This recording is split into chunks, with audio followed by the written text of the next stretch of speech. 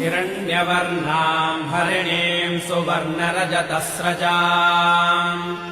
चन्द्राम् हिरण्मयीम् लक्ष्मीम् जातवेदो महावह ताम् महावह जातवेदो लक्ष्मीमनपगामिनीम् यस्याम् हिरण्यम् विन्देयम् गामश्वम् पुरुषानहम् अश्वपूर्वाम् रथमध्याम् हस्तिनादप्रबोधिनीम् श्रियम् देवीमुपह्वये श्रीर्मा देवीर्जुषताम् कांसोऽस्मिताम् हिरण्यप्राकारामार्द्राम् ज्वलन्तीम् तृप्ताम् तर्पयन्तीम् पद्मे स्थिताम् पद्मवर्णाम् तामिहो बह्वये श्रियम् चन्द्राम् प्रभासाम् यशसा ज्वलन्ते श्रियम् लोके देवजुष्टामुदाराम्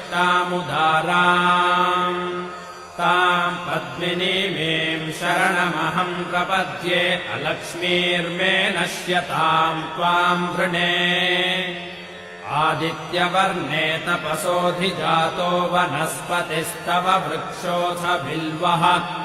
तस्य फलानि तपसानुदन्तु मायान्तरायाश्च बाह्या अलक्ष्मीः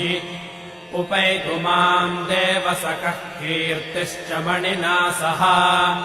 प्रादुर्भूतोऽस्मि राष्ट्रेऽस्मिन् कीर्तिमृद्धिम् ददातु मे क्षुत्पिपासामलाम् ज्येष्ठामलक्ष्मीर्नाशयाम्यहम् अभूतिमसमृद्धिम् च सर्वान्निर्नुद मे गृहात् गन्धद्वाराम् दुराधर्षाम् नित्यपुष्टाम् करीषिणीम्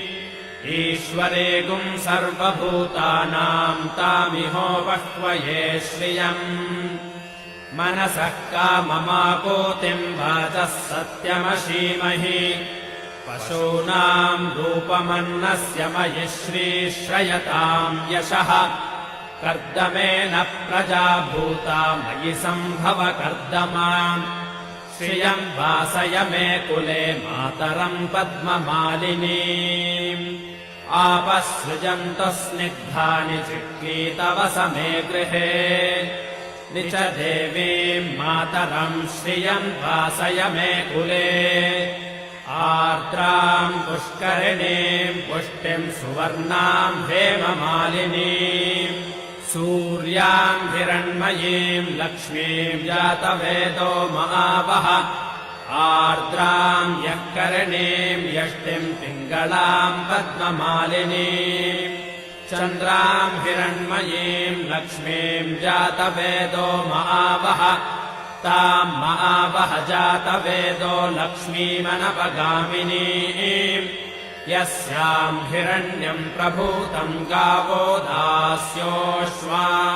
विन्देयम् पुरुषानहम् महादेव्यै च विद्महे विष्णुपत्नी च धीमहि तन्नो लक्ष्मीः प्रचोदयात्।